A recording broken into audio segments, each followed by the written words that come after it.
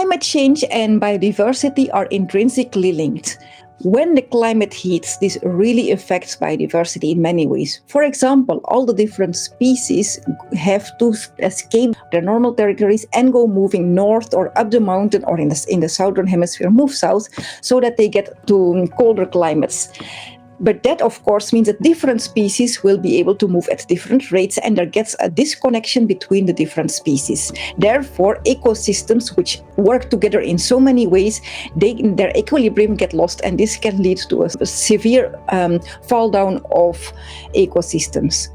Other impacts of the climate on biodiversity are, for example, the acidification of oceans.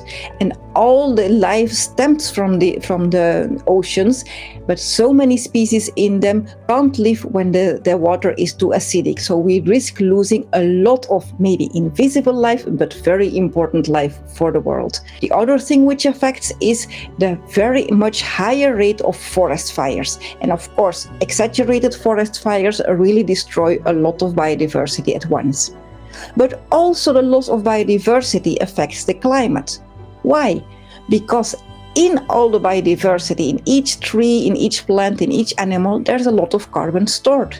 And as we go losing the biodiversity, we go losing the carbon in there, and it also ends up in the atmosphere. So this means that a loss of biodiversity also has a very negative impact on the climate. This risks getting us to tipping points, both for climate and for biodiversity. So what we see is that biodiversity and climate really are intrinsically linked, and that one can keep on worsening the other, risking getting into a spiral of increasing crisis.